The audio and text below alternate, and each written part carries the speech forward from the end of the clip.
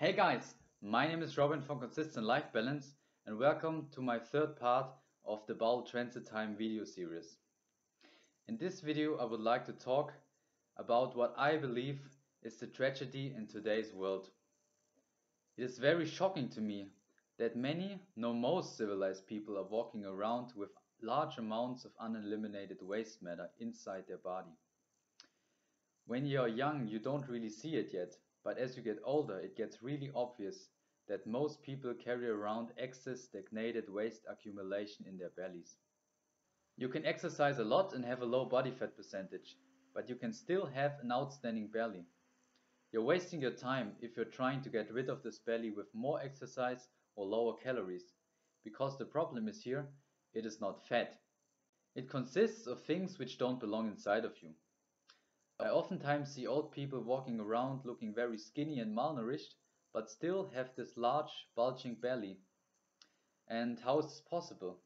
Of course, it is connected, both the malnourishment and the large belly, because the mucoid plaque or the stagnated waste matter inside them blocks the absorption from the foods they are eating. Another aspect is that antibiotics, chemicals, heavily processed mucus-forming foods, and environmental toxins have destroyed most people's gut. So that's a big problem. And it is very important therefore that our gut is clean and properly functioning, because our gut is the place where the food we eat gets turned into fuel and building material to nourish our whole system. If this is not working properly, then you are never going to have the vitality, energy, inner balance, and mental clarity you should normally have. Most people cannot even remember that they ever had a not mucus bowel movement, and they would probably find it pretty strange if they would have one. The digestive function is in general considered satisfactory if we have one bowel movement every single day, which gets eliminated within 10 minutes. But I can tell you, if you need 10 minutes for one bowel movement, then you're definitely suffering from constipation. At this point, your stool is hard and compact and probably has left some slimy layers behind, while traveling throughout your whole digestive system. This condition is so universal that virtually everyone experiences it.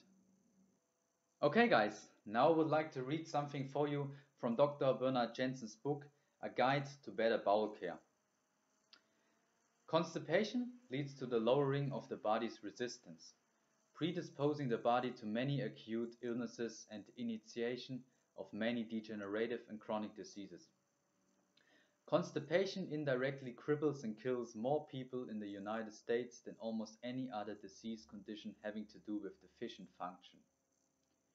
Constipation also increases the workload of the other excretory organs, the skin, the kidneys, the lymphatic system, and the lungs. These organs and systems become hyperactive, overworked, and eventually burn out.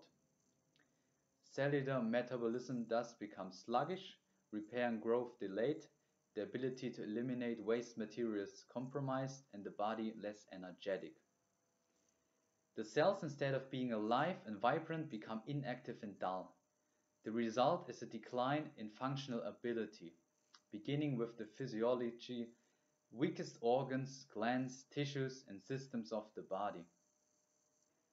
I think we must be mindful of the difference between what is considered normal and what is correct or desirable from a health standpoint. Most people do not know the condition of their bowel. Unfortunately, those who are not aware of their bowel function or condition are sometimes the ones who develop the worst bowel troubles. Most people were not properly educated in childhood to realize the importance of adequate daily elimination and to respect nature's call to evacuate the bowels. I am convinced that the bowel holds on to more toxins and waste material than anyone realizes.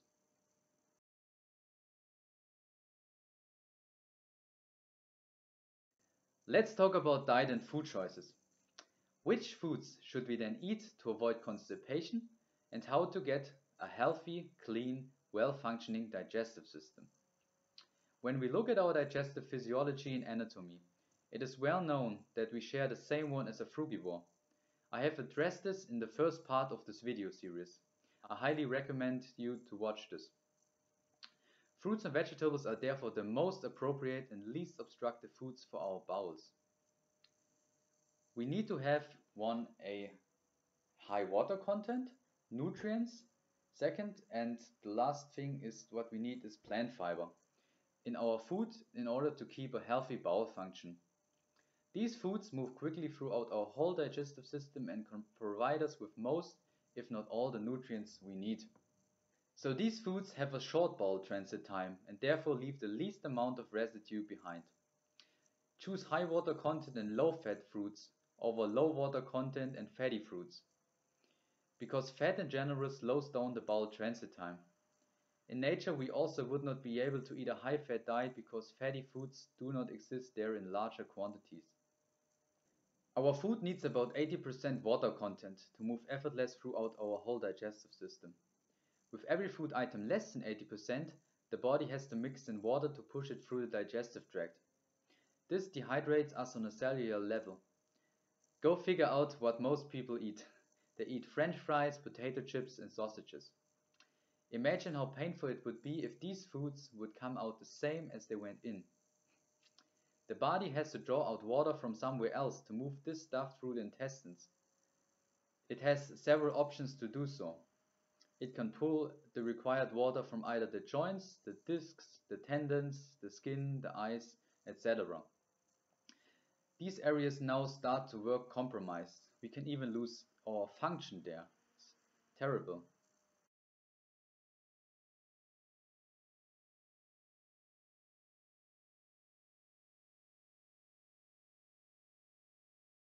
In regards to the vegetables, you should choose eating easy to digest ones, because as you know probably, cellulose found in tougher vegetables like broccoli or cabbage is known to be indigestible for the human body. Root vegetables in their raw state, such as beets and carrots, are also not appropriate for our digestive physiology. We can either cook them, which breaks down the cellulose, or we can juice them, which removes it. Stick to easy digesting leafy greens like lettuces, celery, spinach, dandelion, arugula and parsley, just to name a few. At next, there are mucus forming, mucus lean and mucus free foods. You should be aware that the more mucus forming a food item is, the slower it is going to move throughout your digestive system, and the longer the bowel transit time is going to be. Mucus free foods are all fruits and vegetables except fatty fruits like avocado and olives, and starchy vegetables such as potatoes and chestnuts. Sweeteners like honey, agave are also free of mucus. The same goes for sprouts and algae. Mucus lean foods are potatoes, millet, quinoa, squashes, sprouted legumes, sprouted nuts, seeds, sprouted grains, avocado, olives and also etc. Several more options are available. Mucus forming foods should be avoided or kept to a minimum if someone wants to create optimal gut health and a quick and easy bowel transit time. These foods include meat, dairy, most grains, unsprouted legumes, unsprouted nuts and seeds, soybeans, and pretty much all processed foods including candy, ice cream, chips, concentrated fats, plant milks, chocolate, cookies, fast food, vegan junk food, pasta, also etc. There are very many mucus forming options available. I believe that a base of raw fruits and vegetables is amazing for our whole digestive physiology. I think first you should reach a certain level of internal cleanliness and bowel health, to the point where food moves quickly and effortless throughout your whole digestive system. If you then want to add in other food items and experiment with different types of diets, it is up to you. Because I believe that only a healthy and clean system can evaluate which food items are good for them and which are not. But please make sure to watch out for your bowel transit time. You really have to see the connection between consumption and elimination. Your ingested foods should maximum stay 24 hours in your digestive system, never longer, and ideally is 8 to 12 hours. If you find yourself getting constipated from introducing certain food items, then cut them back out of your diet. and stick again to only those foods which move quickly and easy throughout your whole digestive system. Okay guys, that was the third part of my Bowel Transit Time video series. I hope you enjoyed it, and I also hope that you got some new information out of it. If you have any questions, just ask them down below in the comment section. Thank you very much for watching the video. I hope you enjoyed it again, and see you in the future. Have an amazing day. Peace.